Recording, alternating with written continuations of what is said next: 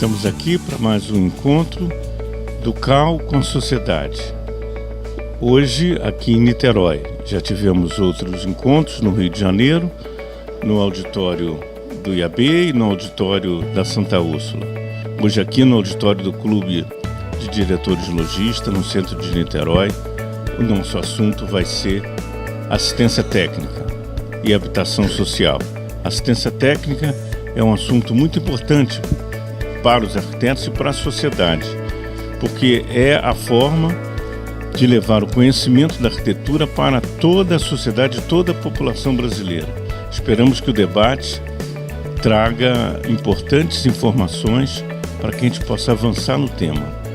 Bom, o tema da assistência ou assessoria técnica, ele já estava colocado no Estatuto da Cidade, foi reforçado pela Lei Federal, de Assistência Técnica, e eu, enquanto professora de uma universidade pública, considero que é um tema da maior relevância.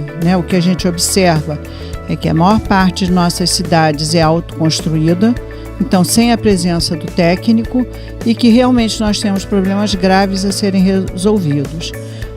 O assessor técnico, ou esse tema assessoria técnica, também pode dar respaldo, inclusive às lutas populares, por uma cidade mais inclusiva, o que eu estou chamando de assistência transformadora. Não é simplesmente colocar à disposição da população os conhecimentos técnicos, é mais transformá-los numa luta pela moradia digna, que é um direito hoje social de todo cidadão brasileiro, mas que ainda não está assegurado. Então esse é um papel de bastante relevância para os arquitetos e os técnicos em geral. Acho que é muito importante o encontro que o CAU vem fazendo com a sociedade anualmente, Vários temas já foram abordados pelos encontros, pela sequência dos encontros, e que eu acho que fazem com que o Conselho esteja cada vez mais próximo das demandas da sociedade. Acho que o Conselho tem que se debruçar sobre as pautas que são levantadas e melhorar a situação dos profissionais de arquitetura e urbanismo, principalmente relativas a essas demandas da maioria da população, que vem sofrendo aí, a gente vem vendo a questão do déficit habitacional, e outras mazelas por falta de habitação, e essa situação das cidades como um todo, das grandes cidades brasileiras. Então, isso é o que eu queria falar sobre o encontro e sobre o CAU.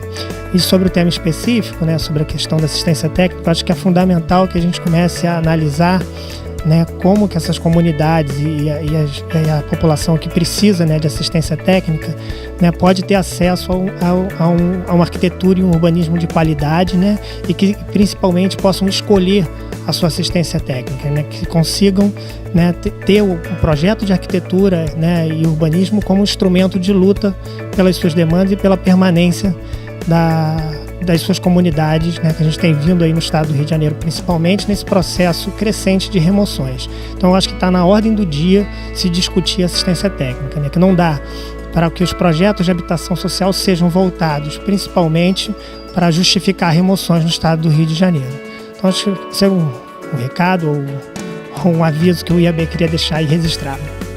Para nós do CAU-RJ, essa mesa de hoje, esse debate sobre assistência técnica para moradia ser realizado aqui em Niterói, é um momento importante, porque é a primeira vez que o encontro do CAU com a sociedade se realiza fora da capital, e justamente estamos prestigiando uma cidade na qual foram implementadas importantes experiências de assistência técnica a movimentos sociais, de assistência técnica à população. Teremos hoje na mesa a professora Regina Birenstein, do Núcleo de Estudos, Pesquisas Habitacionais e Urbanísticas de Niterói, e Mariana Estevam, da ONG Soluções Urbanas. Então, é um dia extremamente importante para a discussão desse grande desafio que o CAU tem num país onde 83% da população não tem acesso a qualquer profissional ou assistência técnica. Acho que a gente tem muito mais a ouvir até do que a falar, e essa tem sido o nosso desejo, a nossa finalidade, porque na verdade a gente precisa ainda aprender muito como vamos fazer arquitetura para uma camada tão grande da população que está desassistida de arquitetura, a gente pode se considerar assim, olhando para... E então esse é o nosso desafio, né? A gente, né, vive numa terra, num país de grandes arquitetos, na verdade, né? Mas a arquitetura do cotidiano das pessoas, a gente não parece que não aprendeu muito a fazer, né? E o que demonstra isso, na verdade, é essa pesquisa nossa recente, né, de 85% da população, né, é desassistida de arquitetura, né? Não tem, né, um arquiteto ou um engenheiro, né, para fazer a sua casa, e eles constroem as suas casas, né? Isso e nos diversos níveis sociais. Então essa é a grande importância para nós, né, de estar ouvindo, né, essa sociedade, né, para procurar entender e procurar aprender a fazer isso, atingir essa parcela, né, da população, né, com os conhecimentos que a gente tem. Afinal de contas, a gente tem uma formação, né, bastante ampla, bastante vasta, né? Nós temos, né, não só na formação da composição, né, plástica, artística, toda a formação de desenho, além da tecnologia toda que a gente aprende, da técnica. Então, por que não bota isso a serviço dessa população, né? Para fazer arquitetura para todos, né? Essa, né, na verdade, é a nossa, né, o nosso desafio diante, né, da questão da assistência técnica, né? A assistência técnica para nós é esse o objetivo, é atingir o máximo possível da população com os serviços que a gente sabe fazer. Eu há pouco tempo pouco tempo não, já tem algum tempo, fui a uma palestra até de um professor que já é falecido, o Roberto Segre, né? Ele estava falando na palestra dele, olha que essa palestra era dentro do MAC de Niterói, né, na comemoração dos 100 anos do Oscar Niemeyer. Isso já tem realmente aí quase 10 anos, né?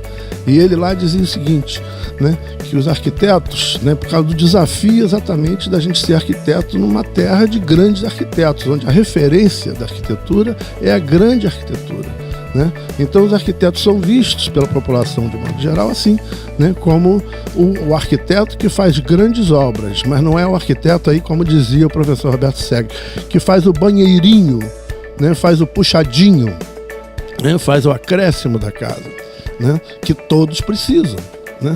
E desses todos que precisam, poucos utilizam um arquiteto. Eu tenho certeza que um arquiteto vai fazer muito melhor, né, do que um pedreiro, do que um mestre de obra. Então, esse é o grande tema para nós, né?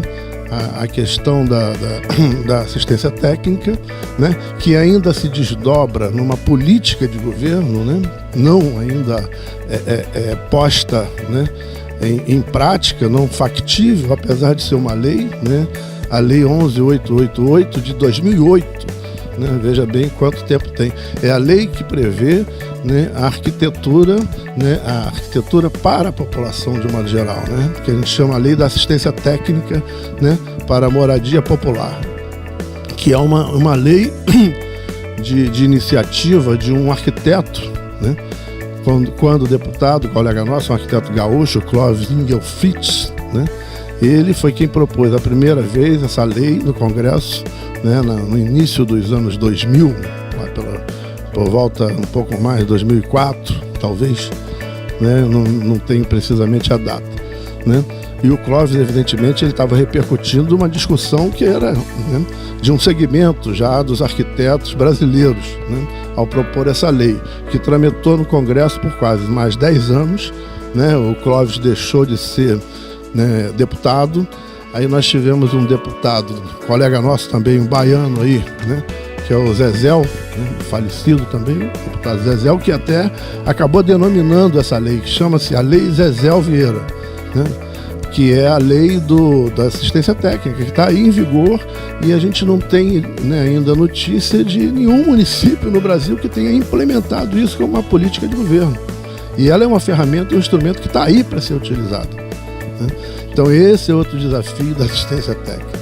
Estamos sendo convidados para fazer um debate sobre a importância da assistência técnica e de uma instituição de uma política pública que democratize o acesso à assistência técnica, e uma questão que a gente considera da maior importância, especialmente no âmbito dos movimentos que lutam pelo direito à cidade e à moradia, E na medida que se aumenta as exigências, as normas e a burocracia estatal que se interpõe entre a pessoa e o direito, é necessário que se democratize o acesso a essas normas técnicas. À medida que aumenta o nível de exigência que se interpõe entre a pessoa e o acesso ao direito, também é necessário que o Estado garanta às pessoas o acesso a essas exigências e o desenrolar dessas exigências. Quando a assistência técnica fica restrita àqueles que podem pagar, significa que uma grande parcela da população, com certeza a maioria, ficará à margem daquilo que se convencionou chamar de legalidade. É importante a gente deixar claro para as famílias, para as pessoas que contratam os arquitetos, que a gente está trabalhando junto com eles para oferecer uma melhor qualidade de vida, para que eles consigam construir com mais facilidade, para que eles consigam ter uma economia na hora da construção e que, através dos instrumentos que nós temos como técnicos, a gente consegue transformar todos aqueles objetivos, os sonhos que eles têm quando eles pensam numa casa em projeto para ser concretizado, para ser realizado de uma maneira mais fácil e com melhor qualidade de vida. A função do arquiteto é mostrar para as pessoas aquilo que elas desconhecem. O que seria isso? Elas vão construir a sua casa. E essa casa precisa ter qualidade nos espaços, afinal de contas elas estão investindo, né, nesse imóvel. Então, o nosso papel é tornar aquele espaço mais qualificado e, com isso, melhorar a qualidade de vida das famílias, mas também valorizar o imóvel delas, aquele investimento. Acho que isso é importante e é um dos pontos, né, que tem o papel do arquiteto, a importância do trabalho do arquiteto na vida das pessoas.